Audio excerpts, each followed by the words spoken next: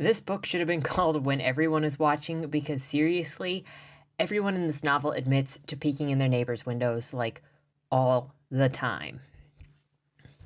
I'll have you know, there are only 2 reasons I forced myself to read this book. Number 1, the phrase gentrification thriller came off as a way of saying white people are the bad guys, the genre. And 2, the author's prominence in the romance industry and how hard this book was being lauded as amazing and something that everybody needed to read. I broke down and decided to read it cover to cover and see what at least 2,000 people were rating as should be required reading for white people. What book am I talking about? Well, that is When No One Is Watching by Alyssa Cole. My name is Ian Kirkpatrick. I am an author and robot, and today it is book review time. But before we get started, I just want to remind you, if you enjoy this channel with the stuff that we do here, please like, share, subscribe, and join the Patty Wagon. Last month we had our first ever Last Month I Asked You, the completely original Lemoy series. Completely original. And this month we are doing it again. So if you haven't watched that video in the Lemoy series, you respond, I give you a prompt, you respond to the prompt with a short story or poem or whatever, and submit it back, and then in the following month I read the submissions. So if you didn't get to see the first episode, there will be a link at the end of the video for you to check it out. And if you're interested in joining the Patty Wagon and being part of the Lemoy series, there is a link in the description down below for the November submissions. So I hope to see you there, because last month it was a lot of fun reading your guys' work. So with that said, let's get started. Let's get comfy. This is going to be a very thorough synopsis so that you guys can feel like you've read the book along with me. And then I'm going to break down my response to all of it. And remember, as we go through this synopsis, that this was marketed as a thriller first. Black America. Yes. That is how this book starts out, talking about a fictional slavery-themed theme park that has no relevance to the rest of the book beyond fulfilling the author's victimhood fetish by mentioning black slavery first and foremost, and how white people just love black slaves so much that they had to make a theme park for it just in the North immediately following the Civil War. You thought you Northies were safe from the racist slight? Think again, Yankee Doodle. But seriously, after we get through mentioning the fictional theme park Black America, we're introduced to Sydney, the black female main character, who laments the changes in her neighborhood since coming back home after getting divorced. People she knew growing up have left, some businesses have changed, and, well, there are white people everywhere. And she blames them for the changing tides in the neighborhood. She goes on a historical tour through her neighborhood just to see what the whites are talking about in the area, and is completely let down when the tour guide talks about dead people from 100 or more years ago who built and inhabited the neighborhood, but not the lives of the people who lived in the neighborhood like right now. Imagine that, talking about historical figures on a historical tour. The nerve. Pissed off about this, Sydney decides that she's going to start her own tour in order to talk about the current residents, thank you very much, in all their amazingness. It's on this tour, though, that she meets her future love interest, Theo, a white male character who's in love with a witch. I mean, an abusive white female. Listening to her new white neighbors talk, Sydney gets a panic attack, and so she runs to her house and hides and gets drunk and passes out. Meanwhile, Theo is at his house waking up with a hangover while looking over some photo album that he found in the trash after he moved in, and in those pages, he sees this love that he's missing in his own relationship between these strangers he doesn't know. He's dating a girl named Kim. She's obsessed with house flipping, abusive, cheated on him, told him that she cheated on him, but said that they're going to get married anyway, and there's really no obvious reason why they're together because they both hate each other, and Theo's the only one with anything to gain from this relationship, honestly. Kim makes him sleep alone in the attic with no air conditioner in the summer, and I mean, not that that's relevant to the story, but I have to bring up the conditions just to show you how ridiculous the setup is. You know, he's with her because she's got the money, but there's really no reason for her to be with him, and she treats him like crap. doesn't really make any sense. For example, after a little back and forth argument between Theo and his girlfriend Kim, he offers to take her to lunch as a treat and a way to apologize. And he's got these excellent lunch plans for his high maintenance girlfriend. He's gonna take her to the corner convenience store. She says, you never pay for dinner. And he says, well, I'll pay for it now. And so she agrees to go to the ghetto convenience store somehow. There, Kim gets into a fight with Sydney over Kim cutting the line. After Kim threatens to call the cops on Sydney, she runs to Theo to cry on her boyfriend's chest about how she felt attacked and threatened by a black person. Later on, Sydney's trying to work something out with the lawyer her mother hired, but the details are kept vague at this point for no apparent reason, and the lawyer just says we'll talk on Thursday. So the phone call serves no purpose but to set up a meeting at a later time and pretend it's going to tease information. Spoiler alert, it doesn't. We don't find anything out at the next phone call. With Labor Day just around the corner, the neighborhood is preparing the annual block party, so we get a planning meeting. Sydney and Theo officially meet at the Labor Day Bash organizing party, where Theo says that his girlfriend isn't a racist, but he's very sorry for the way that she acted at the convenience store the other day. I mean, she has a framed picture of Michelle Obama for the mantle, for goodness sake. There is no way that she can be a racist. At the meeting, it comes up that the guy who was supposed to be helping Sydney prepare her research for her tour has gone missing, so Theo offers to help Sydney because, well, he's unemployed and he's not looking for a job and he's got nothing better to do, so why not? He's both concerned about having no money, but also not concerned with having no job at the same time. I don't know. Doesn't really make sense. Sydney only agrees to work with Theo if she doesn't have to pay him because he's a white man and she shouldn't have to pay him like she was going to pay her previous research partner. Theo agrees because he's a cuck. Through the neighborhood app called Our Hood, Theo's girlfriend, of course, calls the cops on some of the neighborhood kids for riding their bikes. There's just this app in the book at the end of some but not all of the chapters that is used in order to push more racism against black people and add things for reference to change the story because, in my opinion, the author had no idea how to actually build tension or express certain things in the storytelling, so she used this app as a cheap way to amplify things or throw something in a very weak way to say, hey, look, at least I referenced it. So after the Labor Day Bash planning, Theo is insanely thirsty for Sydney, and the narration lets you know it. Hardcore. And also, in being thirsty for Sydney, he can't stop thinking about how black people are like actual, real, regular, full people, and he never realized that before. Like, holy crap. He needed to want to bang a black chick in order to think about how black people were maybe like real people with real lives that stood on the same ground as him. Like, oh my gosh. Probably has something to do with him wondering if black people get horny like him and if he can use that to get into Sydney's pants. This is just supposition on my part, but the chapter does start off with a major thirst. And then these thoughts are broken by a conversation with the neighbors and his girlfriend about the dangerous stuff that started happening in the neighborhood, and them asking what sort of dangerous stuff was being planned at the Labor Day Bash meeting because obviously the only time non-whites get together is to plan to hurt white people because they're savages and whatnot. Not my words. Those are the implications that are put forth in the book, that all white people are afraid of non-white people getting together because they could turn savage at any moment, and they are constantly planning revenge or death or both against white people. Yeah. Theo gets angry at this conversation and walks out. He tries to go to a local bar down the street and realizes that they aren't playing jazz anymore and that they're way too hipster for him to be there. When he leaves, he gets jumped by a cracked-out black man by the abandoned hospital in the neighborhood. Cops show up shortly thereafter, and Theo tells them what had happened. Then his white guilt hits him really hard, and he wonders if he should have told the cops anything at all. When he gets home, his girlfriend is gone.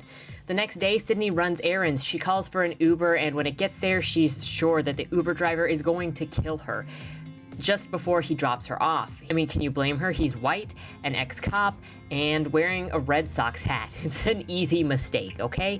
She gets ready to murder him before he unlocks the doors and says, have a nice day, ma'am. At the hairdresser's, she overhears someone saying that a kid in her neighborhood was busted for major drug possession, but she knows for sure that that can't possibly be so because that boy that was arrested, he was a good boy and he would never have drugs on him in his life. When he gets back, she finds out that the rumors were true, and her and the neighbors all start talking about how the cops must have planted the drugs on him because cops plant drugs to arrest all the minorities in order to make them post bail that they can't afford, and in order to get their loved ones out of jail, the minorities have to sell their houses to pay the bail, and then the white people snatch up those houses from the market, and yes, the cops are working with the whites to make minorities sell their houses. That's how this works. So then Theo's still miserable and hates his girlfriend, but he won't leave Kim because she has so much money and he's broke, so he stays, even though Kim won't give him any of that money. He laments all of this some more, and for the record, there is a lot of lamentation in this book in place of actual action or decision-making happening. You'll notice that if you read it. He goes to the YMCA to do a workout and take a shower, where this realtor named William corners him while he's in his panties and says, "Hey, dude, bro, I can get you a job, man. Here's my card. I pulled it out of my ass. If nothing else, that'll tell you what kind of job I'd like to give you." And then he winks. I'm joking, of course, only about the pulling the card out of himself, but he does offer Theo a job while just in his underwear and winks at him at the end. Sydney and Theo then meet up in the garden, her garden, the community garden, whatever it is, where she tries to tell him that he doesn't have to help her with the research, and to be honest, she really doesn't want to work with a white man because, one, they're dangerous, and two, she doesn't want to hurt his little white feelings with her research. She says those words very specifically, his little white feelings. Since Theo won't back off and insists on helping her, she says, okay, we're going to come up with a phrase then that I can say when you're being dangerously white. And no, there is no discussion about what is dangerously white. It's just sort of assumed that everyone knows and that this is normal behavior. It's not. Sydney is a mentally ill control freak, but let's ignore that for now. The two start their research, which is just a long triage of how the end of slavery crashed the neighborhood for white people because they weren't making money anymore, so non-whites moved out into this Brooklyn neighborhood, and so it became poor. Theo then goes, whoa, this is insane. I need to know more. And the two decide that they're going to go to a local heritage center in the morning to get more info on the history of this Brooklyn neighborhood. The next day, Theo shows up to get Sydney so they can go on their excursion, and he shows up dangerously white. What does that mean? He's bringing her a cup of coffee with a Nikon camera around his neck and a Black Lives Matter shirt over his dad bod. Yep. This passes for dangerously white, apparently. The two then pass by the old abandoned hospital on their way to the Heritage Center, and Sydney complains about how people only care about addicts when they are white, and no one makes rehab centers for black people. Also, she says something about inserting a rehab clinic in the neighborhood is going to cause property values to go up. I'm not really sure how that works, but okay. At the Heritage Center, then there's more white people were bad to black people stories and a special section specifically for the Irish terrorized blacks specifically. Sydney also gets very upset when Theo says maybe the successful black people moved out because she asks, where have all the successful black people gone? Sydney then melts down and cries until Theo comes to find her again. At the end of the chapter, it's revealed there may be tunnels under the abandoned hospital for when it was used as a factory so that white people didn't have to be bothered by shipments coming in and out. Back at their respective houses, Theo's thirsty again, and his girlfriend tells him that she's going to go to her family's house for Labor Day and he needs to GTFO before she gets back next week.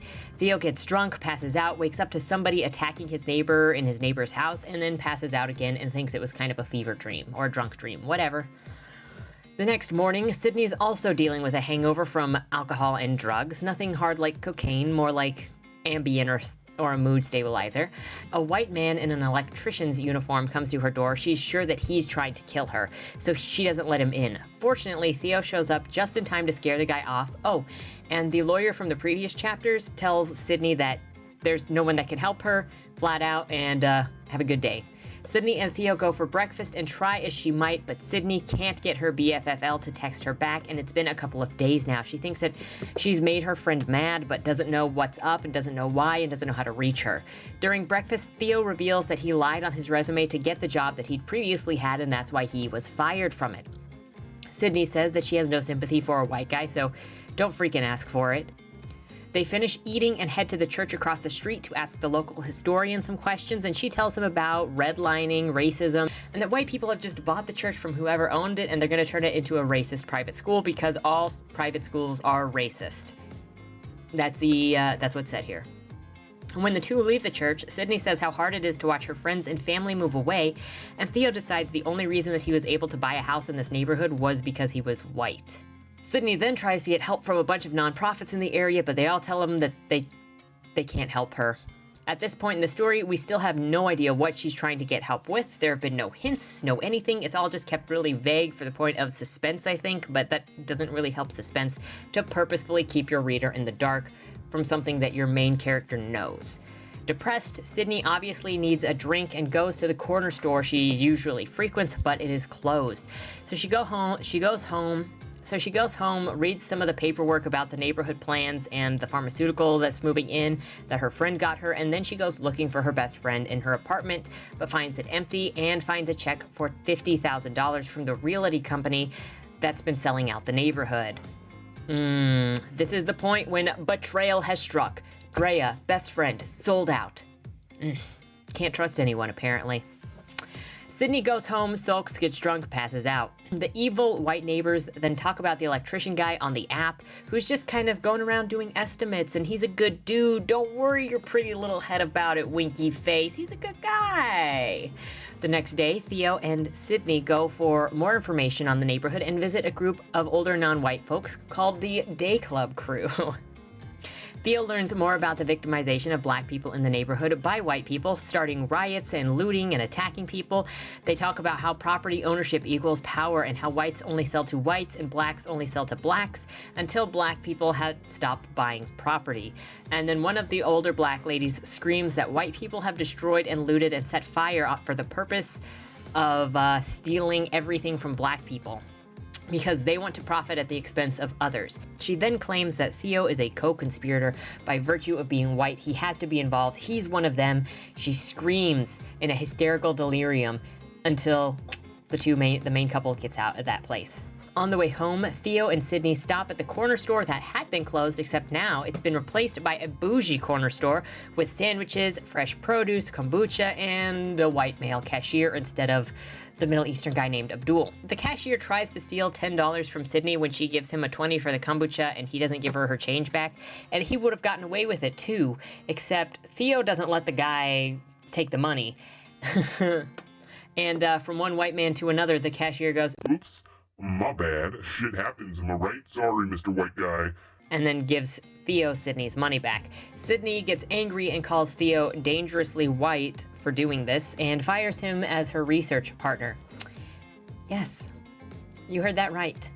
For not letting someone take advantage of her, Theo is dangerous and fired. I mean, at least there's a compliment of some kind in there, with going full white guy means helping other people defend themselves and not letting them get cheated.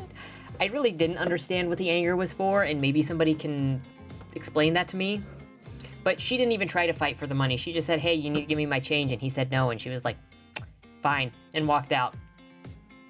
The two of them return to see cops and some random white guy standing by the neighborhood garden, guarding it and also tearing it up. The guy laughs when he's told that his deed is fake, and he says, "What are you gonna do about it?" Sydney, of course, does nothing and walks away crying. The cops did obviously reach for their guns the second the white man was questioned by one of the non-white people, so you know, what can she do? Sydney walks away in defeat as her garden is destroyed and the white people start laughing, and I mean, at this point it's trademark #white laughter. This doesn't really make any sense for what's at risk by letting the garden be taken over and dug up, and I'll point out why in just a little bit, because a little spoiler right there. Theo runs into the YMCA realtor again, who is laughing about the garden being taken from the non-whites because they didn't even challenge it. And then he also bothers Theo about not calling him over the job because Boo, I've been waiting for you to call me. We need to stick together. And by we, you know that I mean we, whites, right? Theo then runs home, worried about Sydney after hearing about the garden, and on his way he runs into some neighbors who share in the white camaraderie about the black bull fantasy. And what I mean by that is the neighbors start talking about going off to the Caribbeans every year in order to let some black guys plow his wife and for him to plow some black women. But that's something that you only do away from home. Like, he understands being attracted to black people, but that's not something that you bring into your house. And after he says that, he then asks Theo if Sydney is a good lay. This doesn't really have anything to do with anything. It's not important to the story, but I just wanted to add it into the synopsis because it is so ridiculous. Theo then continues to Sydney's house where she is drunk and sobbing and hiding in her home. And I know she is drunk a lot, isn't she?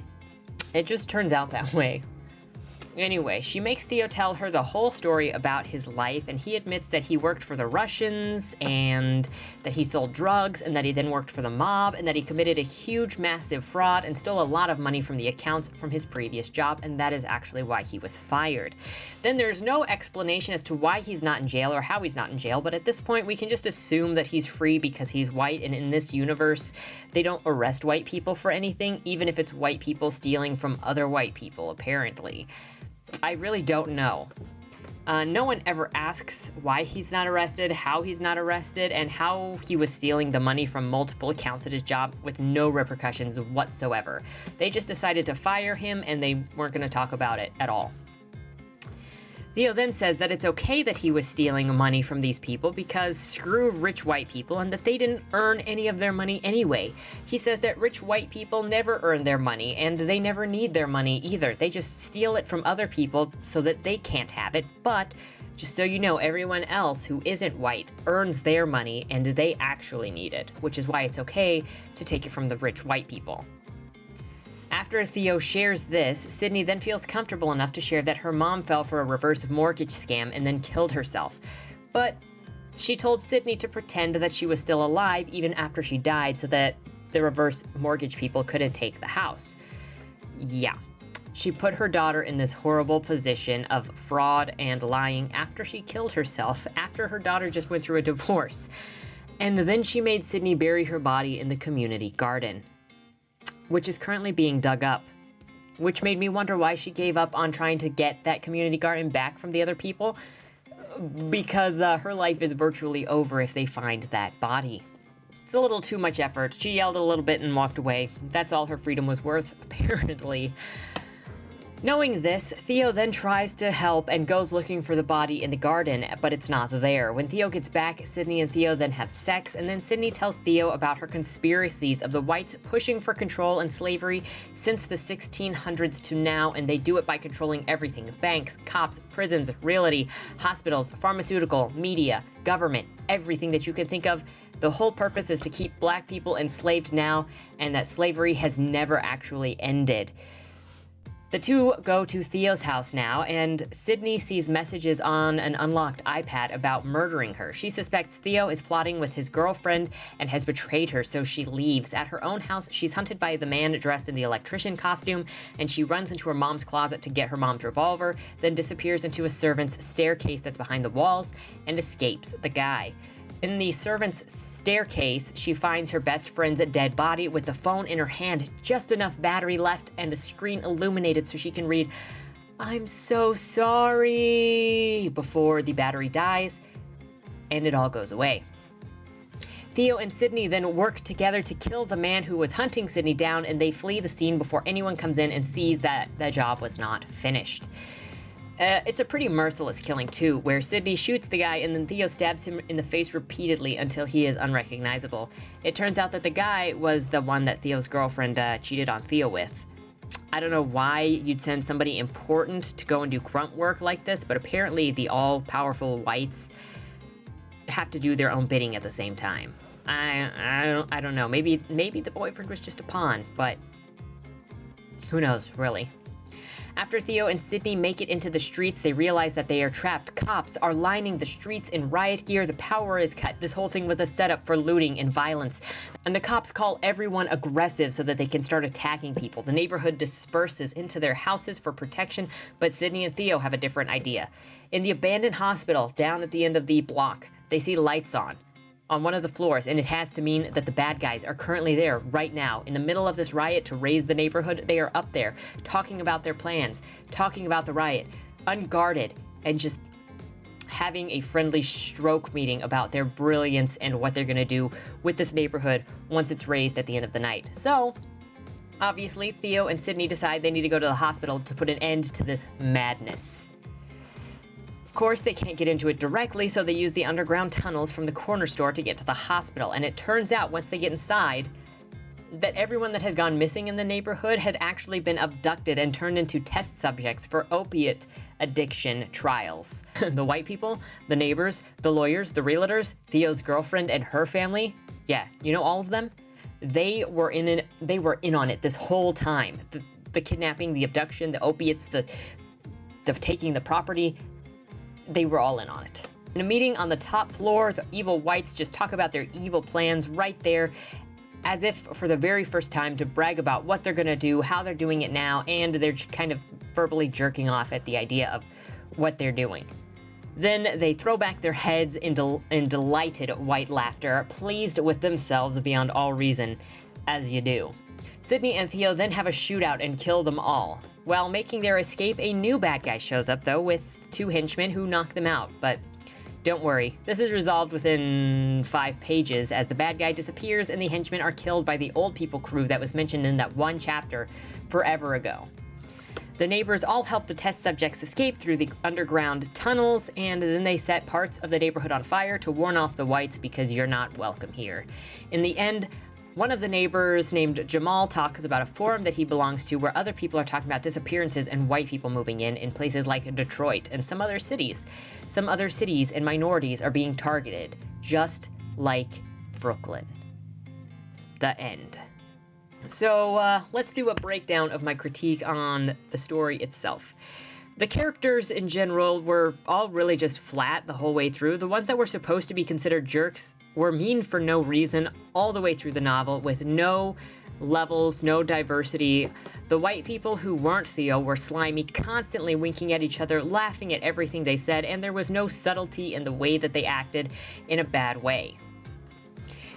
If the author was going to go with an Uncanny Valley or Stepford Wives kind of feel, or a Get Out kind of feel, it would make sense for everyone to behave in a certain desired way, but Alyssa Cole didn't really have a programmed personality. It was just all of them were supposed to be the bad guys, and were acting in the worst ways that she could think of from the get-go, with no subtlety, no ability to pretend, and then everybody just kind of ignored the badness between them. It was not believable, and it took range away from all of these people. They were so fake. It actually makes me think of a discussion that I saw a couple weeks back on a writing forum about somebody asking how to make a bigoted character sympathetic, and there were a lot of people saying that it was impossible to make a bigoted character sympathetic. One specifically was able to defend Dexter the murderer while saying that you could never make someone with bigoted views sympathetic. Kind of interesting to me that the line for character flaws is not drawn at taking someone's life, but at saying yuck to maybe 2 guys holding hands, or if someone's a racist. I mean, one's illegal, one's not. One's hurt feelings, one's takes life away permanently. And so Alyssa Cole reads to me as the same type of person as that. She can excuse Theo and Sydney murdering a bunch of people, burning down the neighborhood and committing fraud, but if you're a racist, you're just trash and everything that you do is obviously bad and there's no redemption for you, and her hatred is for those certain characters or for those certain people is so obvious. And I find it difficult, I don't know about anybody else, but I can feel it when somebody is writing a character that they absolutely hate, and everything, those feelings from the author come through, and it's not a compelling read for the author to hate their own character or for to just make a conduit of hate. Even the Marquis de Sade is at least mildly interesting in his hatred, as he applies it to God-fearing, good-natured, and innocent people.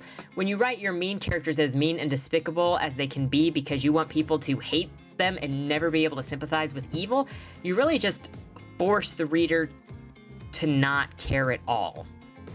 The pacing of this book is nothing like that of a thriller. For the most part, the novel is a drama romance until maybe the last 2 or 3 chapters when Sydney grabs a gun and then goes gung-ho on shooting every white person that isn't named Theo. Up until then, though, the novel's focus is on preparing for the tour and gathering information about the neighborhood. In most of the chapters, nothing happens. Let me give you a little more detail on what that means. In most chapters, Sydney doesn't do anything, Theo doesn't do anything, and they don't have any goals, they don't have any drives, when theoretically, Sydney should be constantly taking action to set up her tour. However, because she is so depressed, she's not doing much. Almost every chapter consists of things happening around her, or she's just asking someone for information and then we're being told new information about the neighborhood. Theo does much the same, but let's look at him a little closer because his situation has a little more urgency than Sydney's from the outset. He's unemployed, he's living with an abusive girlfriend that thinks she's too good for him, and he's living a lie to be with her. So he should be focused on either getting a new job, continuing the lie, or hiding so that he doesn't have to tell her the truth. He should have a goal of either make it work until I can't or get the hell out of here, but instead he does absolutely nothing. He doesn't try to fix the relationship with his girlfriend, he doesn't pretend to get along, and he doesn't try to get a job. He doesn't try to get any air conditioning for his room, and he just suffers and waits and whines and laments about how he doesn't like any of it while making 0 changes. And even when he thinks, well, maybe we can make it work, maybe we can work things out, because at one point, my girlfriend and I were fond of each other, he still does absolutely nothing to put on an act so that he could either get money or get a job or whatever it was that attracted her to him in the first place. He does nothing. And the major problem with his character is that he is a character of convenience. He becomes whatever is necessary for the book to say whatever message it wants to say, rather than for him being his own person with his own goals and his own actions. He's kind of an informant for the author to preach at, honestly. And it's so disappointing because there's so much opportunity in this story for complexity in these characters, but the author never takes advantage of them, uses them, or thinks them out. Every aspect given to any of them, to any of the characters, is here out of convenience, and so then they end up completely flat. One of the most interesting things about Sydney is her level of paranoia. She thinks that everybody is out to get her, and honestly, this could have been a really fun way to make this book a psychological thriller if she leaned into the idea of paranoia, mental deterioration, and how Sydney needed help because she was grieving the loss of her mother, her childhood, her neighborhood, her husband, her comfort, and her community. All of it was just gone. It didn't have to go into some grand white conspiracy cabal, and actually would have been a more powerful story and a more powerful message if it leaned on her failing mentality. First, her marriage fell apart after an abusive spouse had her hospitalized.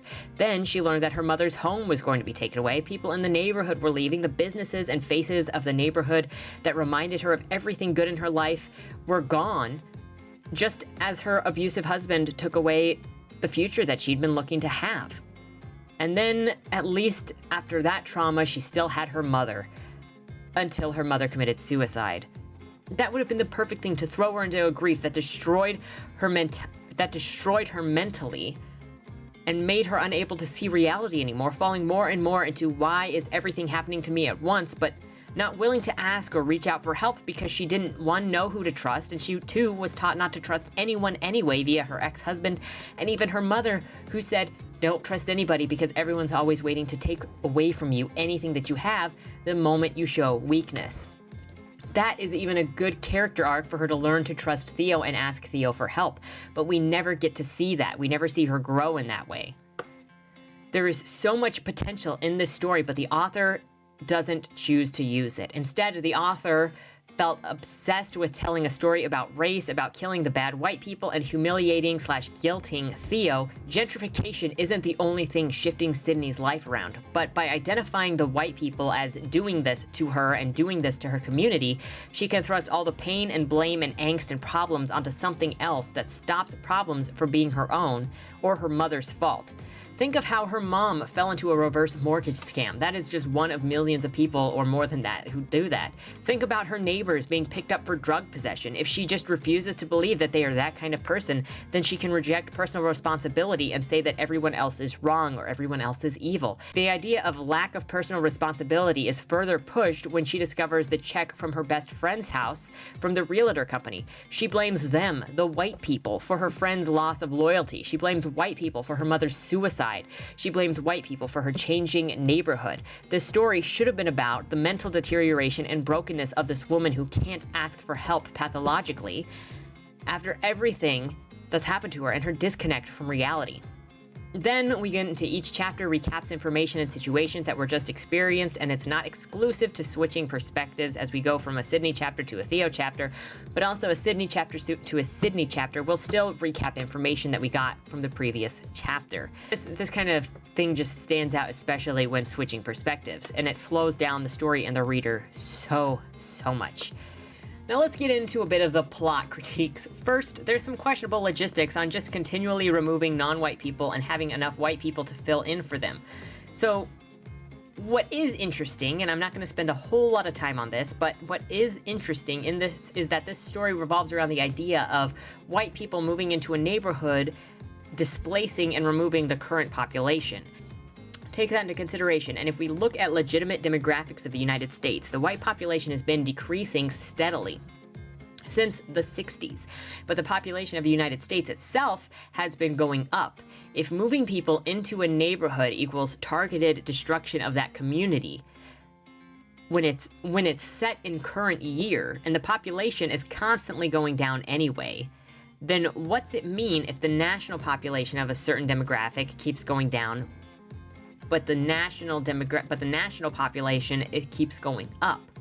Is it the same grand conspiracy, or does something about this change? Just a thought. Then we've also got what reads like poor planning, or the author forgot what she was doing, when a new, bigger bad guy villain is introduced at the end of chapter 4, and then in chapter 24, but then in the last chapter, which is chapter 25, the character is completely gone and never comes up again. It doesn't make any sense to introduce a brand new character for the very first time at the very end of the novel. I mean, even if you're doing a sequel, which I don't know if this is going to have a sequel, but even if you're doing a sequel, the character should be introduced somewhere earlier on to be a threat. And also, why would this bigger, meaner bad guy be, again, in the neighborhood when it's being raised? He would show up later when it's not dangerous, right? And then finally, the last thing on the plot: what sort of resolution was Sydney supposed to find when she and many others expressed that there was this long-running conspiracy since the 1600s and the bad guys were in charge of all of the major institutions? She went into the hospital with guns blazing, ready to end this. But how would she have ended something when those in the location aren't even the most powerful people at the top? Some 30-year-old elementary school admin with a gun was not going to shoot a couple of white people moving into her neighborhood and take down this entire national cabal. So how was this supposed to end?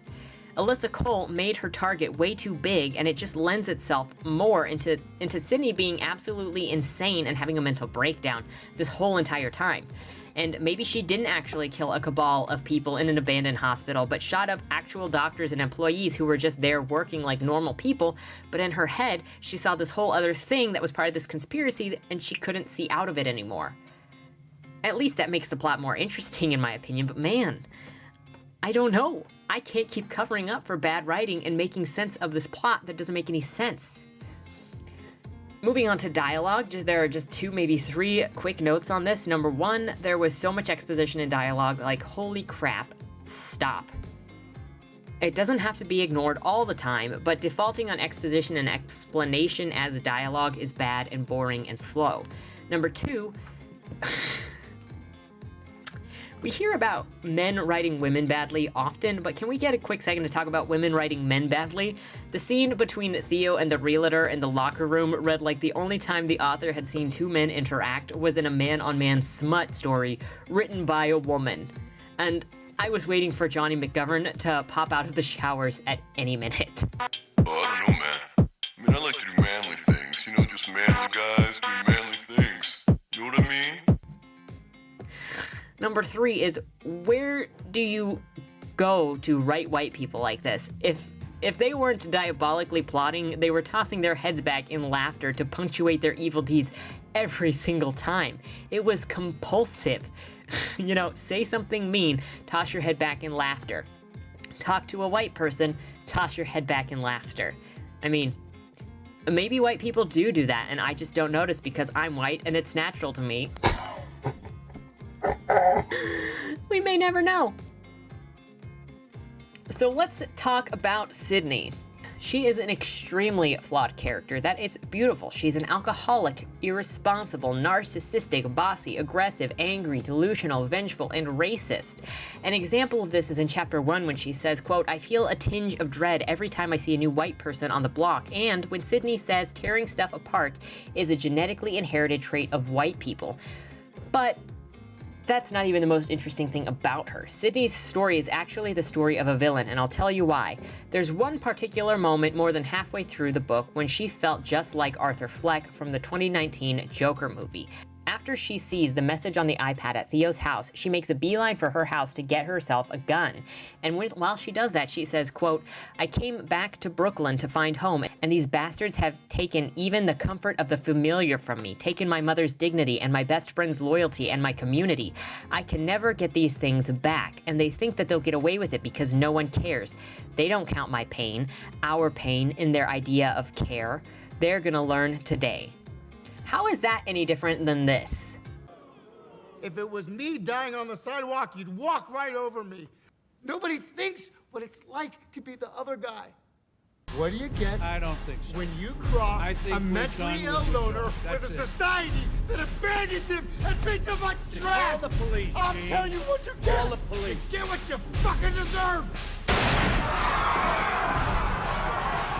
After this moment, I was waiting for her to go full Murray style, and then she did, by shooting a room full of white people.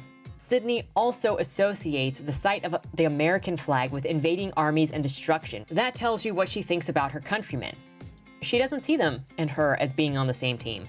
She doesn't see herself as American. She sees herself as something else that would be warmed at the sight of burning flags because it means the destruction of her enemies. So, this story is the story of a villain. But I'm kind of curious if the author recognizes that or meant for Sydney to be that way. The only way the author tried to hide Sydney's villainy was by making every white person around her so over-the-top evil they compulsively toss their heads back in laughter after tormenting non-white people with their supremacisms. She even burns down the neighborhood after shooting a bunch of people and doesn't feel anything bad about it.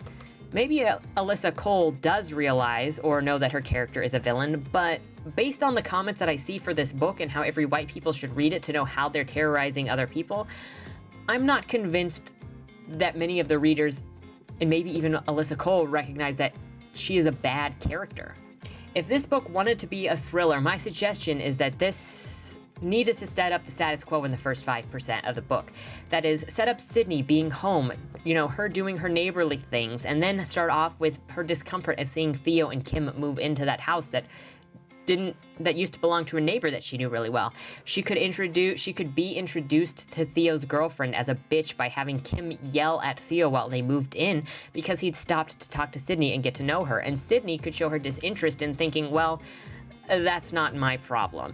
Well, at the same time, she could later go back to her house and say, they are my neighbors though, and in this neighborhood we keep an eye on each other and we take care of each other. This book didn't need Sydney creating some tour, and if it was meant to be a thriller, it wouldn't have had that tour, as that slowed down the pace of the book and contributed nothing to the thriller or conspirator plot or the disappearing of the people. It was kind of just an aside. It should have focused on her fear of the housing development, of the changing neighborhood, the fear of people coming in and taking the garden lot and finding her mother's dead body that could have busted her with their house and could have put her in jail. That could have been the first major plot point in that first act. There are so many ways that this could have been played with, but it wasn't. This book missed the major beats to create a thriller plotline, and it didn't have much of a structure at all, in that it was just dragging Theo around from place to place to talk about racism until it was time to kill Whitey. I am fairly concerned that Melissa Cole is known for writing historical romance because people might take that and think that she's being historically accurate when she's not. She'll name drop a few things that do exist, mix them with things that don't, and exaggerate things to fulfill her victimhood fetish or mental illness or the story that she wants to tell, which is very normal. And I'm concerned that people will read when no one was watching, or any of her other books, no one is watching, and take the information in it like it's fact. But honey, it's just not. Fiction is full of inaccuracies, exaggerations, and straight up made up tales in order to fit the story that's meant to be told. I feel like there's this bigger thing happening over the last couple of years where people are having a difficulty telling when something is fiction and when something is not fiction, and then they just call it damaging and it's fiction. Honey, it's fiction. Closing comments on this. This book is a New York Times and USA Today bestseller, and it was published by HarperCollins. Well, an imprint of HarperCollins. The good news about it is lists and good reviews really don't matter much according to this. Traditional publishing doesn't really matter that much. If HarperCollins can publish this racist mess and it can hit the top of the bestsellers list, well, means hope isn't completely lost, because bad writing gets published all the time, and so there is hope for any of us who still write better than this. But also, I'm just one robot. So, with that said, let me know what you think in the comments down below. Have you read this book? Will you read this book? What do you think of the plot? All of that and more. If you have any suggestions for books you would like me to read, let me know in the comments down below. And if you like this sort of content, please remember to like, share, and subscribe. And until next time, see you around, have a good week, and don't die. Dear Madam Astra, that's me. We regret to inform you that on August 1st, your employer, Agatha Jane Benedict, owner of the Benedict estate, peacefully passed away in her sleep. Oh, that's so sad. Wait. Let me try that again. Oh my goodness. That's so sad. Yeah, I think I'm ready. With millions of dollars on the line and the opportunity for your every need to be taken care of for life. Tell me, is there anything more valuable than that? I didn't think so. Dead End Drive is a dark comedy novel that makes 3 promises. 1, an illustrious estate in Louisiana. 2, an opulent dinner affair for all in attendance. And 3, and most importantly of all, lots and lots of competitive murder. So if you're looking for a cozy book to settle in with for the spooky season, I've only got one question for you. Will I see you at the Will reading?